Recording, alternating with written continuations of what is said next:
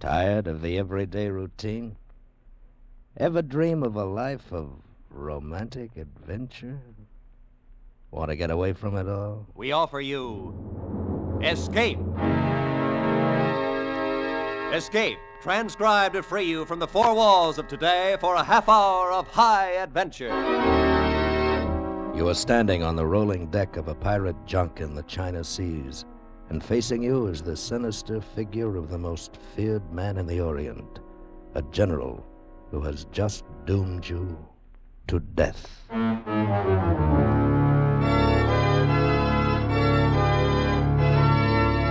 Today, with Bill Conrad starred as O'Hara, we escape to China and the gripping story of pirate treasure, as Charles Booth told it in his fascinating novel, The General Died at Dawn.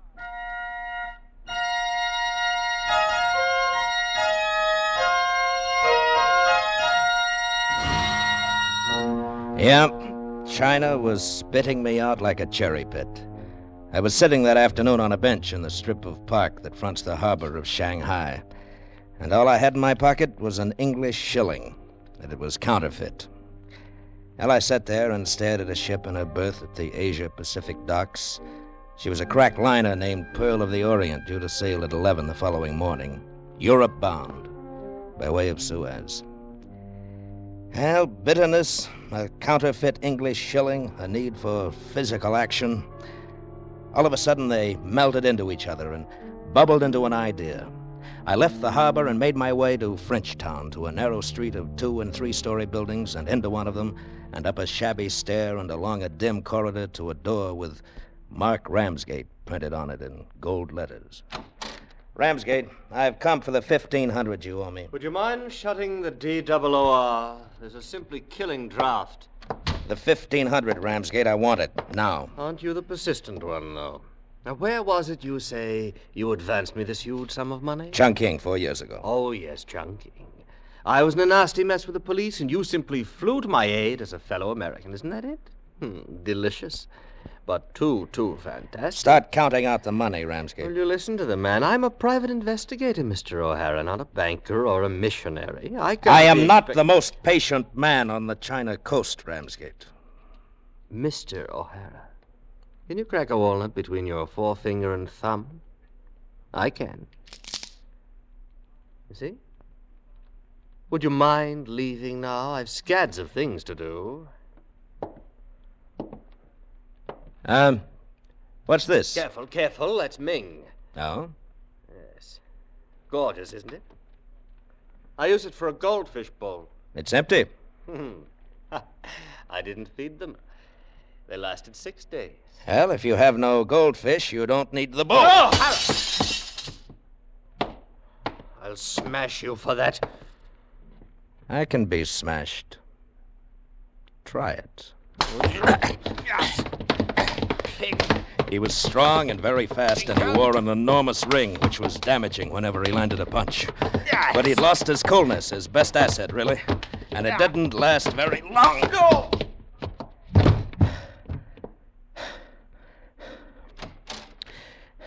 Do you treat all your visitors like that, Mr. Ramsgate? Huh? Oh. Hello. Come in. Shut the door. Have a seat, Miss, Mrs. Mallory. Irene Mallory? Why, yes. May we speak privately, Mr. Ramsgate? Well, my friend on the floor is fast asleep. What can I do for you? I came to ask you to locate someone for me. A man here in Shanghai. There's a job to be done, and he's the one for it. Oh? What's his name? O'Hara. Gerald O'Hara. Do you know him? Yes. Who sent you to me?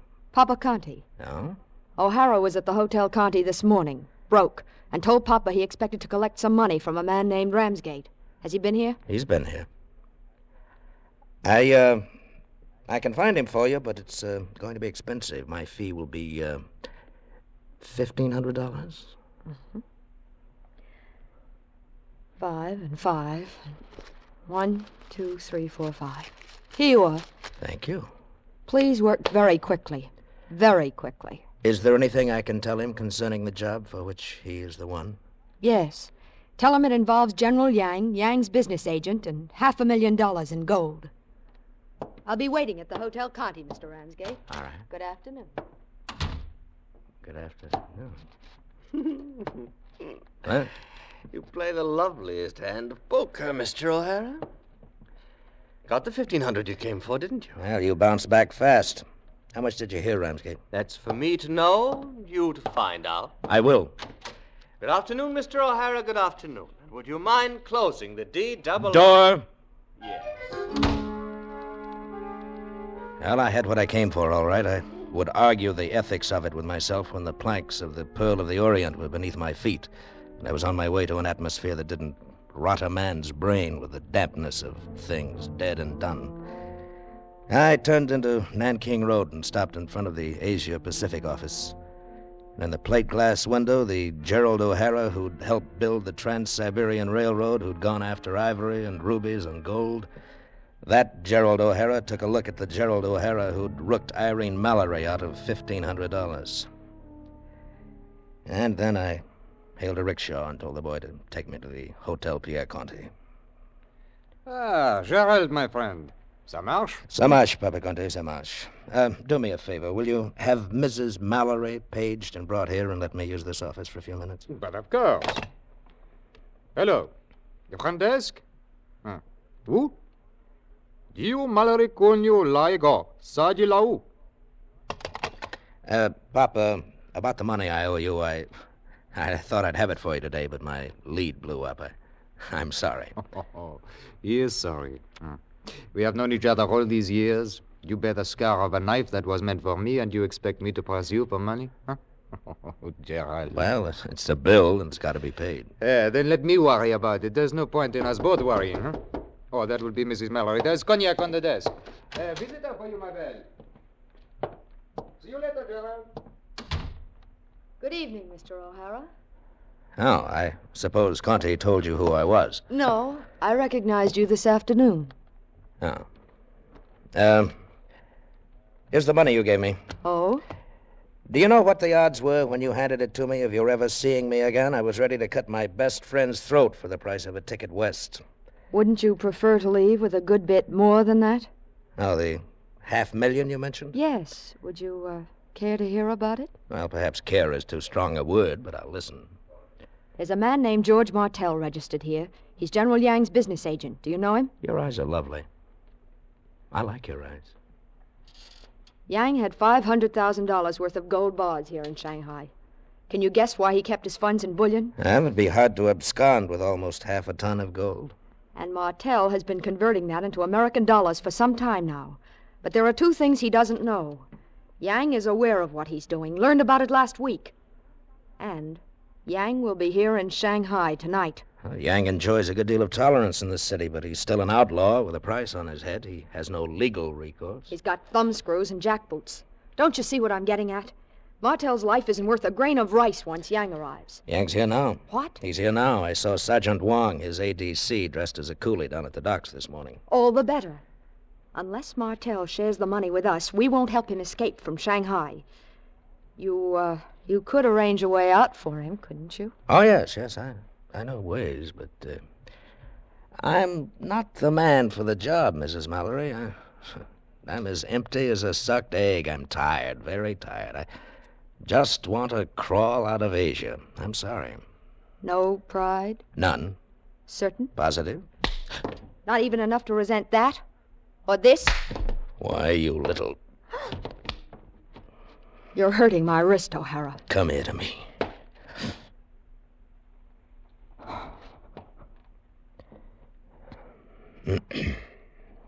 Where's Martell now? In the bar. Then he goes to dinner. That's his routine. You know his room number? Yes. Well, lead me to it.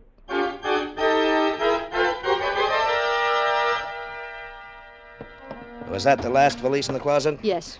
Well, we know now that Martell doesn't keep the money in his room. That would have been too obvious. Don't ever be deceived by the obvious, my dear. The techniques of hiding and finding haven't changed since Poe stated them in the purloined letter. Our next move... Someone's coming down the hall. No, out with the light. Martell. Shh, behind the screen. What perfume do you use? It's marvelous. Shh. Well, Oh, what a heavenly room you have, Mr. Martel. My, so comfy. Get to the point, Mr. Ramsgate. What is it you wanted to speak to me about?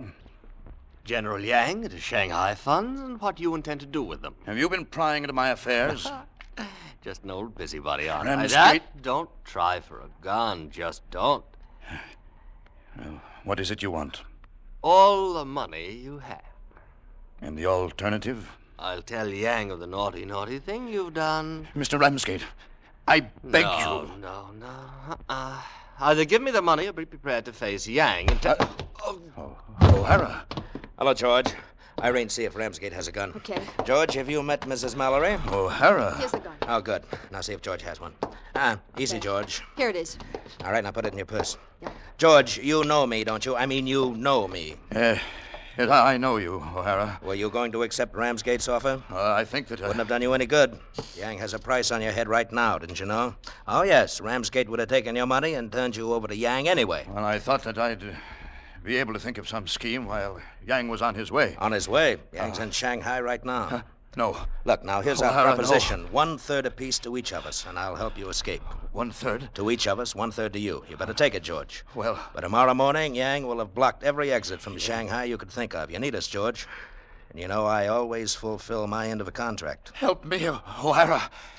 Help me, please. You accept? Yes. Good. Now, Yes, where's the O'Hara. money? I want it in my hand before I so much as make a move in your favor. It's not here. In the hotel, I mean. It's in the safe in my office in the Rue Montauverne. Well, let's go after it, George. Let's go after it.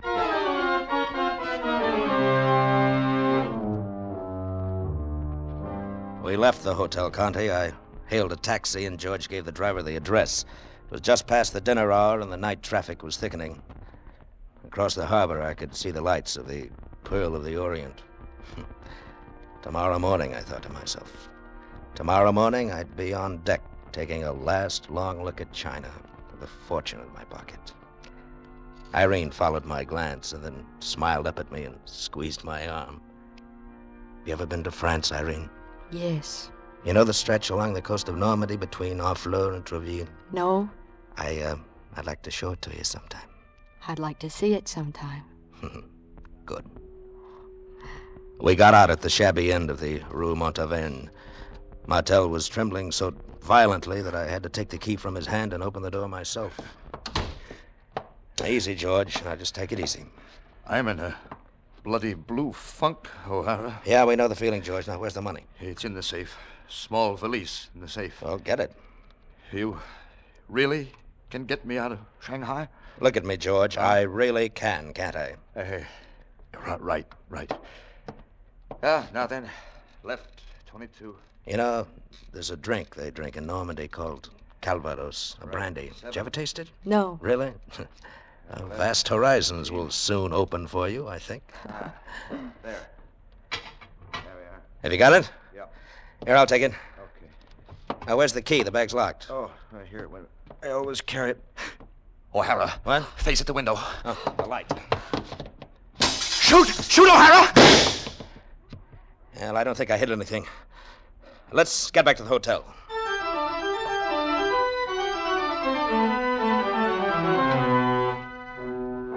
The street was deserted as we left Martel's office. I expected almost anything, but nothing happened. Nothing at all, except that I slipped on the broken glass scattered about the sidewalk and almost broke my neck. And we took a taxi back to the Hotel Conti. No, we won't go to your room, George. Irene, we'll hole up in yours. Do you think we're safe here? Well, it's relative. We're safer in the Conti than any other place else in Shanghai. Not that that's saying much. At least we have an ally here, Papa Conti himself. In you go, George. Thanks. Now, Irene, here's the money. Don't let this valise out of your sight for a moment. Take the gun out of your purse now. You know how to handle it? Some. Sit down, George. Yeah. No, not on the chair. Sit on the floor, facing the wall.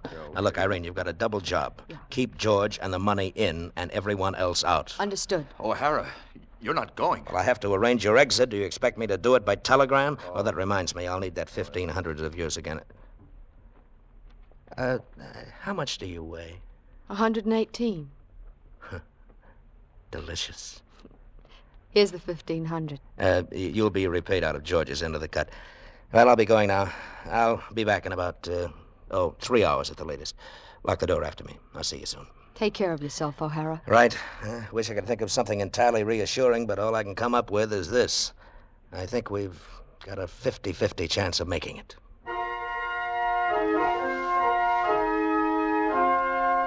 They'll tell you Shanghai is the coldest-blooded, most cynical city in the world. Has none of the charm of Paris, nor the comfort of London, nor the youth of New York.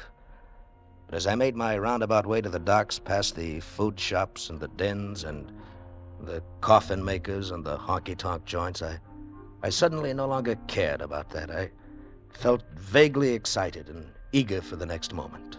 And then finally, I found the man I was looking for after a tour of the bars. He was a big, bearded Swede named Nelson, the owner and captain of an old bum freighter.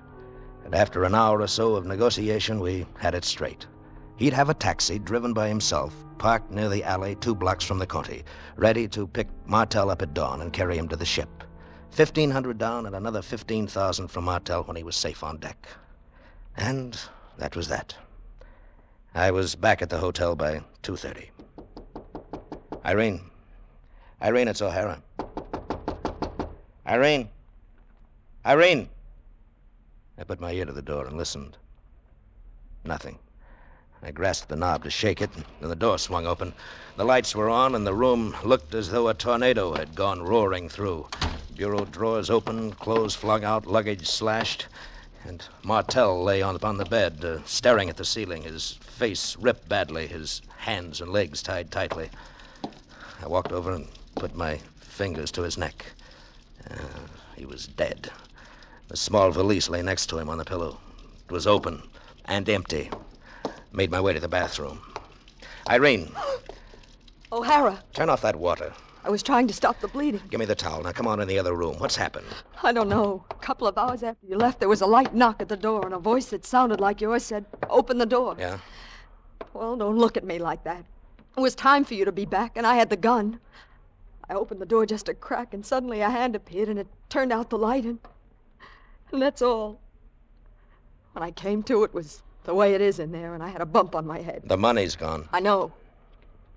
Have any idea who did it? No, none. It could have been anybody. Could have been you. O'Hara. Why not? You had the chance, and as you say, you had the gun. It could have been you. Yes, and it could have been you, but I don't think it was. Connect me with Mr. Conte, please. O'Hara.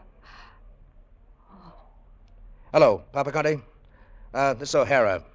Look, will you come to Mrs. Mallory's room immediately, please? Yeah. What are you going to do? Well, I want to speak to Papa Conte. He's probably the wisest man in Shanghai. Do you think I did it? I didn't say you did. I said it could have been you, and it could have, too. But I ought to talk to Conte. There are things that bother me about the whole deal. I connect it in some way with slipping on the broken glass in front of George's office and George being beaten to death. Now, why should anyone have done that? The money was there and George was tied securely. Why beat him? And something about George's having to depend on me for a getaway. I always considered him a very cautious and careful man. He had the money. Surely he would have planned his own escape long before I ever... Well, that's probably Conte. I'll get it. Gerald, it is I. Come in, Papa. Good morning, Mr. O'Hara. Ramsgate. Get inside, Papa Conte. All clear, General.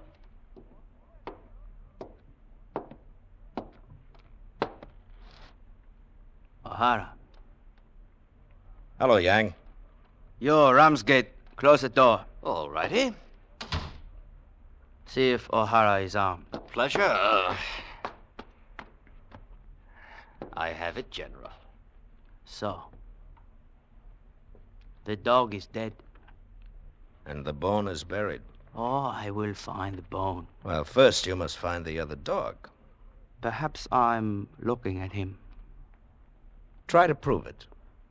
If you do not kill Martel, why have you not sent for the police? Shall I telephone them now? O'Hara, what would you do if you were in my position? Well, I'd search the luggage and personal property of all of those here. Then if I didn't find the money, I'd question us, all of us, including Ramsgate. And if I didn't find what I was looking for, I'd make my apologies and look elsewhere. It is good advice. I'll accept it. Conte, you have a baggage truck in your garage. Go outside, give the key to Sergeant Wong. And no tricks, Conte. My men are at every entrance and every floor. Ramsgate, Yes, General. Go with Conti. Tell Sam Fu to take a squad of men, pick all the baggage belonging to Mrs. Mallory and Papa Conti and George Martel. Bring it to my headquarters. Tell them to take also Martel's body. Yes, General. Come along, Conti. O'Hara, you and Mrs. Mallory will come with me. Where to? To the pier of Yin Louis and Company on Suzhou Creek. And then? To my Shanghai headquarters. The Liao Ping, a seagoing junket, lies in the anchorage. Come, O'Hara. Come.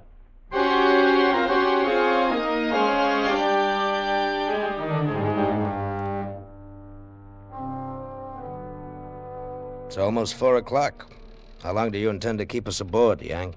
The money is neither upon your person nor among your belongings. I must now persuade you to talk. Will you do so willingly? And if we do not? I will turn you over to my bodyguard. You have heard of them? Who hasn't? What have you heard? Oh, something about your destiny being their destiny and their lives being your lives, and that they would do anything under heaven that you commanded? That is correct. Will you talk, O'Hara? Look, General, I know nothing of Martel's death or the location of the money, as I've already told you. Mrs. Mallory. I can't add anything to what I've already said. Nor can I. And Martel has been silenced. Pity. General, aren't you going to ask Ramsgate? Ask me? Why, the General and I understand each other thoroughly. Don't we, General? It was I who told the General where to find you all. Didn't I, General? What could he possibly ask me? Well, during the past hour, I've thought of 1 or 2 things he might ask you. Yang, you've noticed the cuts on Martel's face. Notice them now? Have you noticed the cuts on mine? They are alike. And have you noticed the ring Ramsgate wears? General, Excellency, there's a conspiracy to injure me in your eyes. Let me see the ring. Let me see it. Excellency. Still flecked with blood. You kill a dog. Yes, Excellency, I did, but only to avenge you. Only to avenge Where you. is the money? I don't know. I swear I don't know. You lie. No. When I opened the valise the woman was guarding, it was empty. It lie. was empty. No, General. General, don't touch me. Don't touch me! Yang, look out, he has a knife!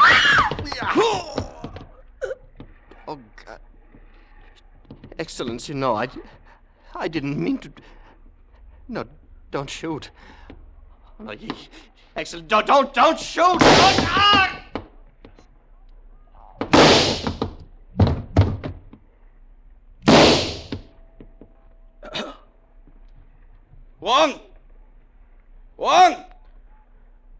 Wang Chun Liao! O'Hara, what is he ordering him to do? Something about killing us. O'Hara! Shh. Yang, this is a thing I never expected to see. A man of destiny stabbed by a fat fool while his bodyguard, his loyal bodyguard of 12, stands by and watches. You'll find it amusing. And before I die, you and your friends will be dead. Can you laugh at that also? Perhaps, but not as much as all China will laugh at Yang's loss of face. China will laugh for centuries to come at the story of how Yang was killed while his devoted bodyguard lived. China will not laugh at Yang. My bodyguard will not live. They will have shot one another. At whose command? At my command. It will be their will also. They have lost face too, and unbearably. Can they continue to live? No one will believe that your bodyguard, foolish enough to let you be stabbed, would obey a command to kill themselves. Your name will be a laughingstock. No. They will joke about you in the tea houses. No. Your sons will die of shame. No. And why? Because 12 dead fools with rifles in their hands will be all that you have to speak for you. No, you lie. You lie. I will show you. What Dick Bing? Quiet on. You quiet. You quiet. See how they line up facing each other, 6 to 6. They face each other, but they do not aim at each other. Do you see how they take aim at each other, O'Hara? They take aim at each other, Yang, but they do not fire. They will. They will when I command. Now watch. And you will see a thing to make you marvel. To marvel again whenever you remember Yang. Kai Po!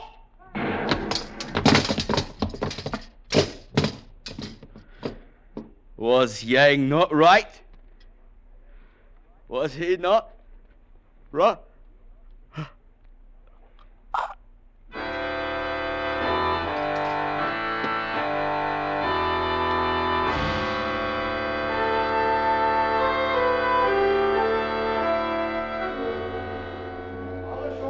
Well, this is it.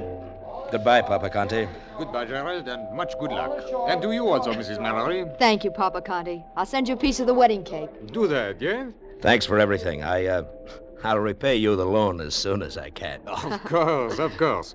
Gerald, Mrs. Mallory, could you stand a rather bitter joke upon yourselves? No? What's that? About the money you two sought. A letter came for Georges Martel this morning. It is from a brokerage firm here in Shanghai. It says, Dear George, this is to confirm our conversation of this morning. Unless you can raise $40,000 additional margin, we will be forced to sell you out. We regret doing this to so good a customer, especially in the light of the $500,000 loss you suffered these last 2 months. But business is, etc., yours sincerely. You understand, Gerald? Yes, I thought it might be something like that.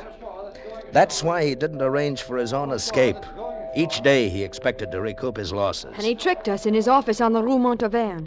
He didn't want us to learn the valise was empty, and so he pretended to have seen that face at the window. Yeah, that's right. And then when we put out the lights, he must have thrown something through the glass, a paperweight or the like. That's what puzzled me about the broken glass. It was on the sidewalk and not in the room. It was also why Ramsgate killed him. He couldn't make Ramsgate believe his story. Papa Conte, may I have the letter? I'd like it for a souvenir. Oh, but of course. Thank you. Well, au revoir, Gerald. Au revoir, ma belle. I wave to you from the shore. Goodbye. Goodbye, Papa. No regrets, O'Hara? Regrets? None. No regrets for the past, and no doubts for the future.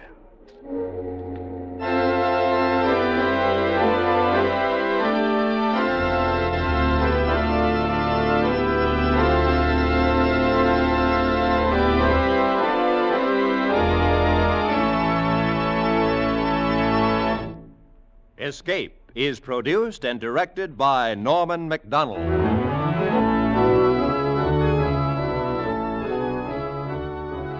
Today we have presented transcribed The General Died at Dawn by Charles Booth, adapted for radio by Walter Newman, with editorial supervision by John Dunkel. Starred as O'Hara was Bill Conrad. Featured in the cast were Estelle Dodge, Larry Dobkin, Ben Wright, John Daner, Jack Prussian, and Peter Prouse. Special music was arranged and played by Ivan Ditmars.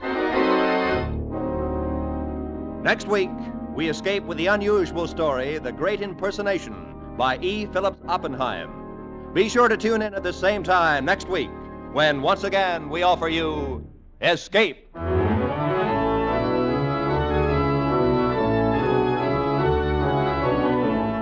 The Adventures of Ozzie and Harriet are now heard every Sunday night on most of these same CBS stations just before the Jack Benny Show. This is Roy Rowan speaking. Now stay tuned for 5 minutes of the latest news and the Let's Pretend program, which follow immediately over most of these same CBS network stations.